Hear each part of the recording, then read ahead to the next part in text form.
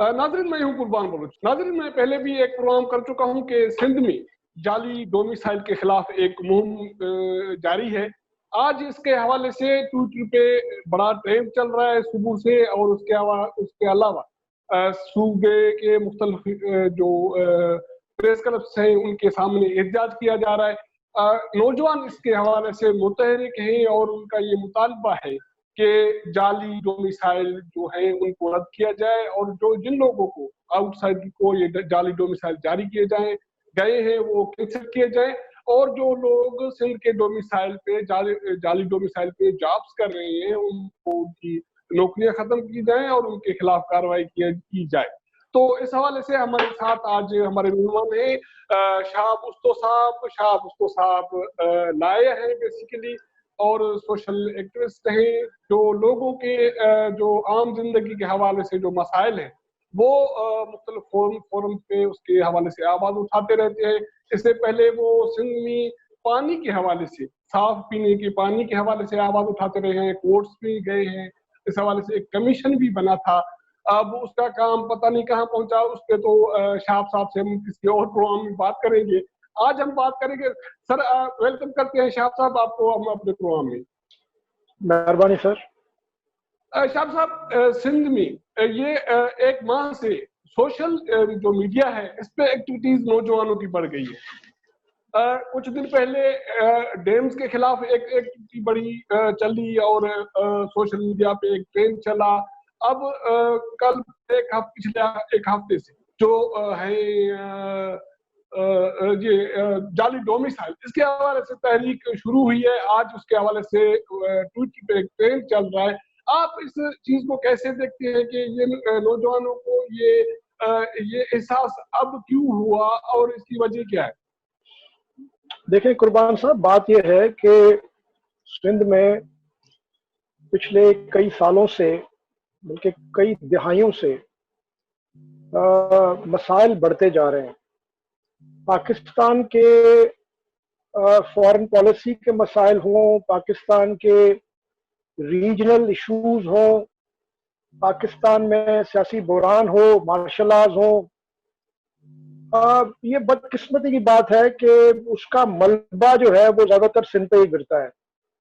पिछले कई सालों से आपको पता है कि केपी में और फाटा में और साउथ पंजाब में और मुख्तलिफ और जगहों पे, खासतौर पे बलोचिस्तान के जो पिशीन लोरालाई का इलाका है, पश्तून बेल्ट जो है, वहाँ पे काफी अरसे से एक रिलीजियस इंसर्जेंसी कहें या जिहादी इंसर्जेंसी चलती रही है, जिसके नतीजे में भी लाखों लोग कराची में आबाद हुए हैं, और उनमें से कई लोग ऐसे हैं जिन्होंने आते के साथ ही डोमिसाइल भी ले लिए हैं और वहाँ पे वोटर्स की रजिस्ट्रेशन भी उन्होंने इंदराज भी करवा लिया है, जिसका नतीजा आपने देख लिया कि कराची में एक अच्छा खासा डेमोग्राफिक जो है एक शिफ्ट आया है।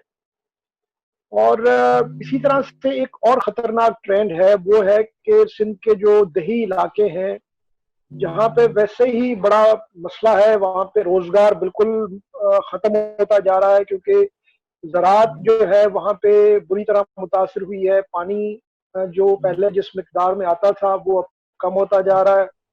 हमारे इरिगेशन का निज़ाम खस्ता हो चुका है, और इसके अलावा और भी मसाइल हैं जिसकी वजह से अनएम्प्लॉयमेंट बढ़ रही है। मसलन हुकूमत की तरफ से न तो फेडरल गवर्नमेंट न प्रोविंशियल गवर्नमेंट कोई नई इंडस्ट्री लगा रही है, और न वहाँ पे कोई सर्विसेज के हवाले से कोई बहुत ज्यादा इन्वेस्टमेंट हुई है।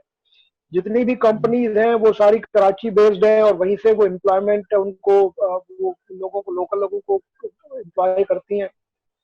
बैंक्स नेशनलाइज हो गई हैं ज्यादातर हमारी, और वो सॉफ्ट लोन्स, कम इंटरेस्ट पे नौजवानों को लोन नहीं मिलता ताकि वो अपना कोई कारोबार शुरू कर सकें। तो मैं समझता हूँ कि बहुत बड़ा बुहरान है। लाखों की तादाद में हमारे नौजवान पढ़े लिखे जो है वो काबिल और मेहनती और जो है उनमें जज्बा है, एम्बिशियस, उनको कोई रास्ता नहीं मिल रहा। اب ایک جو ان کا حق تھا، جو آئینی حق تھا، جو ان کا قانونی حق تھا، وہ تھا کہ ان کو جو ان کی ملازمتوں کی کوٹا تھی اپنے اپنے علاقے میں، اپنے اپنے ڈسٹرکٹس کے حوالے سے، وہ اس پہ کمپیٹ کرتے تھے. اور پچھلے کئی سالوں سے پبلک سروس کمیشن، پروونشل اور فیڈرل پبلک سروس کمیشن میں کافی ہمارے سندھی بیچارے، سندھی اسپیکنگ خاص طور پہ، وہ انہوں نے محنت کر کے اور امتحانات دیے. لیکن افسوس کی بات یہ ہے کہ اب ایک کافی عرصے سے ایک ایسا مسئلہ پیدا ہوا ہے جس سے اب یہ بھی راستہ بند ہوتا جا رہا ہے کہ کئی ڈسٹرکٹس میں لوگ جو اس ڈسٹرکٹ سے ان کا کوئی تعلق نہیں ہے، کچھ لوگ پنجاب سے، کچھ کہیں اور سے، وہ آ کے رات کو خاموشی سے آ کے اور وہ ایک ڈومیسائل بنوا کے اور پھر وہیں سے ہی بیٹھ کے وہ اس ڈسٹرکٹ کی کوٹا جو ہے وہ اس پہ اپنی جو ہے امتحان بھی دیتے ہیں، اور پلس وہ میڈیکل اور انجینئرنگ کالجز میں، یونیورسٹیز میں ان کی کوٹا کا وہ ایڈمیشنز بھی کروا لیتے ہیں. اب میں سمجھتا ہوں کہ یہ ایک بہت بڑا نہ صرف سیاسی اور معاشی مسئلہ ہے، بلکہ میں سمجھتا ہوں کرائم ہے کہ آپ جو ہے وہ فراڈ کر کے، چیٹنگ کر کے آپ لوکل اپنی جو ہے ریزیڈنس اسٹیبلش کریں، اور اس فراڈ اور اس چیٹنگ میں لوکل آفیسرز بھی انوالو ہیں. ایک پورا ایک انفراسٹرکچر بن گیا ہے.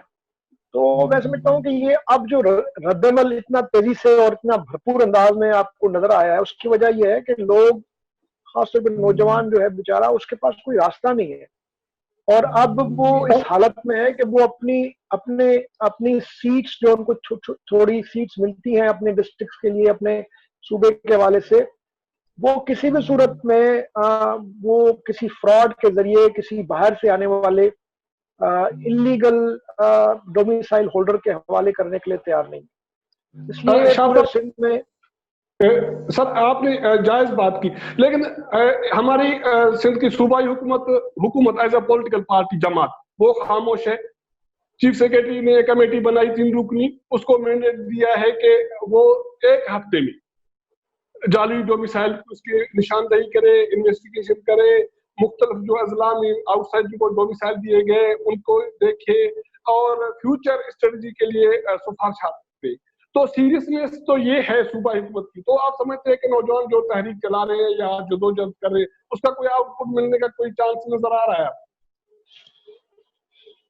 دیکھیں، پاکستان میں تو آپ کسی چیز کے بارے میں کوئی حتمی رائے یا حتمی کوئی پیش گوئی تو نہیں کر سکتے، لیکن یہ بہت افسوسناک ہوگا کہ اگر گورنمنٹ آف سندھ، جو کہ یہاں کے خاص طور پہ دیہی علاقوں کی نمائندگی سے وہ الیکشن جیتتے ہیں اور حکومت بناتے ہیں، اور تیسری دفعہ سندھ میں ان کو حکومت بنانے کا موقع ملا ہے، اگر وہ جانتے ہوئے بھی کہ یہ زیادتی ہو رہی ہے اور ایک فراڈ ہو رہا ہے، چیٹنگ ہو رہی ہے، اگر وہ اپنے ان ڈیزرونگ نوجوانوں کو ان کا حق نہیں دیں گے، تو میں سمجھتا ہوں کہ اس سے نہ صرف پیپلز پارٹی حکومت کے لیے لوگوں کے دل میں مزید ایک گلا اور شاید ناپسندگی بڑھے، بلکہ اس رول آف لا جو ہے اور آئین جو ہے اس پہ بھی لوگوں کو پھر اعتماد اٹھ جائے گا. دیکھیں، ایک سمپل سی بات ہے، یہ پاکستان ہے، ظاہر ہے ہر شہری کا اس پہ حق ہے، اور یہ بھی صحیح بات ہے کہ آپ جہاں رہنا چاہیں آپ رہ سکتے ہیں، لیکن آئین میں کچھ تحفظات ہیں، کچھ پروٹیکشن دی گئی ہیں جو بھی اس آئین کا حصہ ہیں. آپ اگر صرف اس لیے سندھ کے جو ہے وہ کالجز کی ایڈمیشن اور سندھ کے لیے جو لوگوں کے لیے جو جابز ہیں اس کو آپ مینیپولیٹ کر کے آپ غضب کرنے کی کوشش کریں. آپ سوچیں اگر سندھ کے کوئی 50,000 10-20,000 لوگ چلے جائیں لاہور، پنڈی اور دوسرے علاقوں میں جا کے وہ جعلی ڈومیسائل بنا کے وہاں پہ اگر حرکتیں یہ کریں، اور وہاں پہ لوگوں کی جو لوکل لوگوں کی نوکریوں کو جو ہے وہ اور کالجز میں ایڈمیشنز کو جو ہے وہ چیٹنگ کر کے وہاں پہ اس کا فائدہ اٹھائیں، تو آپ بتائیں کہ کیا یہ وہاں پہ قابل قبول ہوگا؟ یقیناً نہیں ہوگا. کہ سندھ ہمیشہ جمہوری جدوجہد ہو، ٹیررزم کے خلاف، مذہبی فرقہ واریت کے خلاف اور نفرتوں کے خلاف، سندھ ہمیشہ پاکستان میں ایک آئیلینڈ آف اسٹیبلٹی کے طور پہ رہا ہے. چاہے ایم آر ڈی کی موومنٹ ہو، چاہے آپ اس وار آن ٹیرر کے دوران دیکھیں کہ پورے تینوں صوبوں میں بے تحاشا یہ آپ کی انتہا پسند مذہبی جماعتیں پیدا ہوئیں، آؤٹ فٹس پیدا ہوئے، ملیٹنٹس پیدا ہوئے، لیکن سندھ میں آپ کو کوئی نظر نہیں آیا. وہ ایک الگ بات ہے کہ اب انہوں نے سندھ میں بھی بہت سارے ایسے ہنڈریڈس ایسے انہوں نے مدرسے وغیرہ قائم کر دیے ہیں جہاں پہ اس طرح کی ٹریننگ دی جا رہی ہے. لیکن اب وہ ریاست کا کام ہے کہ وہ اس کا سدباب کرے. لیکن عام شہری، عام سندھی، عام سندھ میں رہنے والا جو ہے وہ آج بھی مذہبی لحاظ سے بہت زیادہ روشن خیال ہے. تو اب جب اس طرح کے لوگ ہوں، اور سندھ وہ صوبہ ہے جس نے پاکستان کی سب سے پہلے جو ہے ڈیمانڈ کی تھی، ہماری سندھ اسمبلی نے سب سے پہلے پاکستان بننے کے لیے قرارداد پاس کی تھی. سب سے زیادہ لینڈز اور آپ کے شہر اور آپ کی ایون زبان تک جو ہے، کلچر تک جو ہے سندھ کے لوگوں نے کمپرومائز کیا اس پہ تاکہ یہ ملک ترقی کرے. آپ خود کہہ رہے ہیں کہ دوسرے صوبوں میں یہ پاسبل نہیں ہے، وہاں ایلیگل ڈاکومنٹ سے ڈومیسائل ہو، پی آر سی ہو لینا، یا سندھ کے 20,000 لوگ کہاں چلے جائیں، یہ ممکن نہیں لگتا. تو سندھ میں یہ کیسے ممکن ہوا، یہ کیسے ممکن ہو رہا ہے کہ وہاں سے آؤٹ سائڈر آ کے آسانی سے یہ ڈاکومنٹس لے لیتے ہیں اور وہاں سے جابس پہ لے لیتے ہیں، اور وہاں اس کا ووٹ بھی بن جاتا ہے. اس کا محرک کیا ہے؟ کرپشن ہے، کوئی کچھ اور ہے کیا؟ اس کے کیا وجوہات کیا ہیں، جوازات کیا جواز ہو سکتے؟ دیکھیں، سب سے پہلے تو میں سمجھتا ہوں کہ اس میں حکومت کی، پیپلز پارٹی کی جو حکومت پچھلے 12 سال سے 13 سال سے بیٹھی ہوئی ہے، سب سے بڑی ذمہ دار تو یہ حکومت ہے. کیونکہ 1951 کا سٹیزنز ایکٹ ہے جس کے تحت ڈپٹی کمشنر صاحب ڈومیسائل دے رہا ہے، جس کا اس ڈومیسائل سے جس کا تعلق نوکری اور تعلیمی اداروں میں ایڈمیشن کا سوال ہے، اس کا اس ڈومیسائل سے کوئی واسطہ ہی نہیں ہے. 1951 کا سٹیزنز ایکٹ جو ہے وہ نیشنلٹی سے متعلق ہے، وہ فیڈرل گورنمنٹ کا سبجیکٹ ہے، وہ پارٹ 1 جو ہے لیجسلیٹو لسٹ کا حصہ ہے.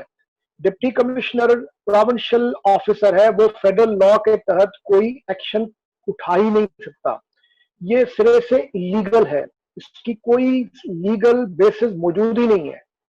اور یہ چونکہ 1951 سے چلتا آ رہا ہے اور کسی نے اس پہ توجہ نہیں دی ہے، اور چونکہ صرف سندھ کے اور خاص طور پہ دیہی سندھ کے بیچارے نوجوان اس میں جو ہے متاثر ہو رہے ہیں، اور باقی دنیا سارا ملک اس کا فائدہ اٹھا رہا ہے. اور چونکہ ہماری حکومت خود مجرمانہ غفلت یا اس میں شامل رہی ہے، ایک حکومت نہیں، ساری حکومتیں جو پچھلی کئی سالوں سے حکومتیں آ رہی ہیں، ایون مشرف کے دور میں بھی یہ ہوتا رہا ہے. تو اب ظاہر ہے یہ جو آپ کا سوال ہے کہ یہ کیوں ہوتا رہا ہے، وہ اس لیے ہوتا رہا ہے کہ جی یہاں پہ جن کی ذمہ داری ہے کہ وہ صوبے میں آئین اور قانون کا جو ہے وہ نفاذ جو ہے وہ لازمی بنائیں، اور لوگوں کے جو آئینی اور قانونی حق ہیں ان کا دفاع کریں. جب وہ حکومت خود یا ان کے جو نیچے بیٹھے ہوئے ہیں، وہ جو افسران جن کو وہ یہ حکومت لگاتی ہے، وہ جب بیٹھ کے کھلے عام اس طرح چیٹنگ کریں اور کرپشنز کریں اور اس طرح کرمنل ایکٹیویٹیز میں انوالو ہوں، تو پھر میں سمجھتا ہوں کہ یہ جو پھر مسائل ہیں، پھر ان کا جو ہے بہت سے ان کی خرابیاں پیدا ہوتی ہیں. لوگوں میں پھر اعتماد اٹھ جاتا ہے حکومت پہ، ایون ریاست پہ. اگر ہم یہ جو ایک کرمنل ایکٹیویٹی چل رہی ہے اس کے لیے بھی اگر آپ احتجاج کریں تو آپ کہیں نہیں، یہ تو پاکستان کے خلاف بات کر رہے ہیں، یہ اب چلے گا نہیں. کیونکہ اس طرح آپ کریں گے تو آپ بلوچستان کی اب حالت دیکھیں وہاں پہ کیا ہو رہا ہے، پھر یہ حالات خراب ہوتے جائیں گے. تو میں سمجھتا ہوں کہ اب وقت آ گیا ہے. سب سے پہلی ذمہ داری تو ہماری صوبائی حکومت کی ہے کہ وہ اس مسئلے کا حل ہمیشہ کے لیے جو ہے وہ نکالے. یہ جو کمیٹی بنی ہے، یہ کمیٹی کوئی آئی واش نہیں ہونا چاہیے. اس کمیٹی کا کانکریٹ ایک رزلٹ نکلنا چاہیے. شہاب صاحب शाह साहब, आपका बहुत शुक्रिया, आपने हमें टाइम दिया, हमारे नाजरीन को इस हवाले से आगाह किया और अपडेट किया। हम कोशिश करेंगे कि आपसे एक नशस्त और भी करें, कल परसों जब भी आपके लिए टाइम मौजूद होगा हम आपसे रब्ता करेंगे। तब तक आपका बहुत शुक्रिया। नाज़रीन, ये शाह भुट्टो साहब थे जिन्होंने ये एक जीनियन जो इशू है सिंध के नौजवानों का, उस पर रोशनी डाली है। हमारा प्रोग्राम आपको पसंद आए तो इसको वॉच करें और सब्सक्राइब करें और दोस्तों के साथ शेयर करें और हमें फीडबैक जरूर दीजिएगा। तब तक इजाजत दीजिएगा। अल्लाह।